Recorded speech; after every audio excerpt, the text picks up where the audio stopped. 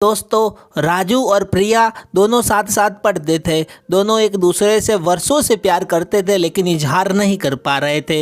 एक दिन राजू के घर में बर्थडे पार्टी थी, तो उसमें प्रिया भी शामिल हुई थी। प्रिया को देखकर राजू मदहोश होता जा रहा था। वो सोच ही रहा था आखिर प्रिया को अपने प्यार के बारे में कैसे बताऊं।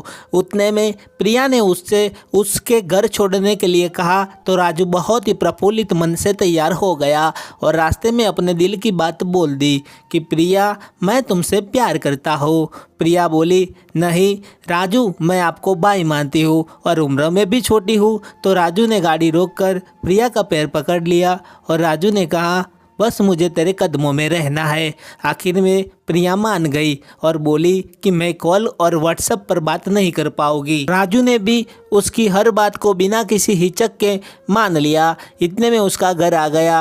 राजू ने उसे उसके घर पर छोड़ दिया। अब उसकी लव स्टोरी की कहानी तो शुरू हो गई, लेकिन राजू के मन में कहीं न कहीं से कॉल पर बात न करने का गम था। उसे फील हुआ प्रिया पहले से ही किसी से अटैच है। मैं उसके खुशी में बाधा बन रहा हूँ। वो खुश है तो मेरा प्यार खुश है। इतना सब कुछ मंथन करने के बाद राजू ने प्रिया से माफ़ी मांगने का फैसला लिया। लगभग 2 दिन बाद राजू ने किसी तरह से प्रिया से जाकर माफ़ी मांगी। राजू ने बोला, प्रिया, मुझे माफ़ कर देना, मैं आपसे प्यार नहीं करता। इतना कहते ही प्रिया पूरी तरह से शौक में रह गई। आखिर प्यार के लिए जो बंदा पैरों पर गिर सकता है, वह अचानक माफ़ी क्यों मांग रहा है। 10 दिन नहीं बीते थे और प्रिया पूरी तरह से बेचैन होने लगी। वो राजू से मिलना चाहती थी, अपनी गलती की माफ़ी मांगना चाहती थी। जैसे तैसे प्रिया ने राजू से कांटेक्ट किया और अपने प्यार का इजहार किया और राजू मान गया। साथ जीने मरने की कसम तक दोनों ने खाई। राधिका का बर्थडे 9 जुलाई का था। बारिश और तूफान ने पूरी तरह से तबाही मचाई रखी थी। लोगों का आना जाना मुश्किल था। उसके बावजूद राजू ने बर्थडे सेलिब्रेशन के लिए मार्केट जाकर उसके लिए गिफ्ट लिया। उसी रात में मिलने की प्लानिंग भी थी।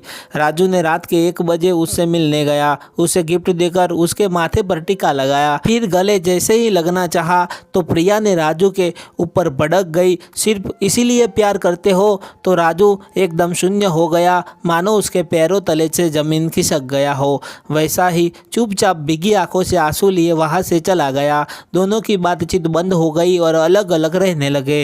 राजू के दिल पर जो चोट लगी थी वह कभी नहीं भूल जाने वाली थी। उसके सारे कॉन्टैक्ट को ब्लॉक कर दिया। 2 महीने बाद प्रिया ने अपने फ्रेंड के नंबर से कॉल करके राजू से माफ़ी मांगी, तो राजू ने साफ इनकार कर दिया, मैं कभी भी आपसे संपर्क नहीं रख सकता हूँ, मैं आपके काबिल नहीं हूँ। इतना सुनते ही प्रिया रोने लगी और एक चांस के लिए गिड़गिड़ाने लगी। फिर राजू मान गया। अब दोनों की लव स्टोरी बहुत अच्छे से चल रही थी। दोनों एक दूसरे से मिलने जुलने भी लगे थे।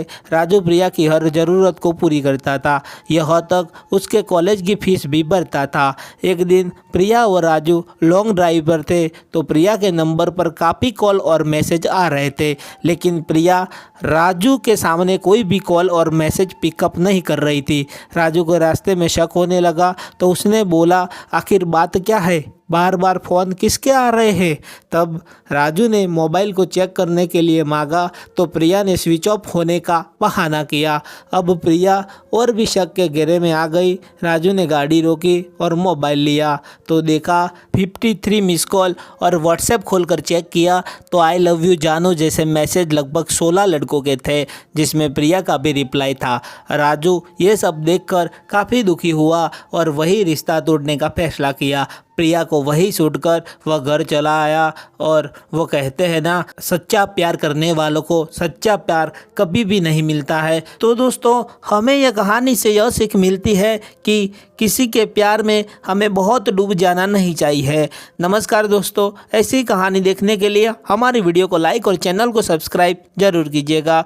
नमस्ते।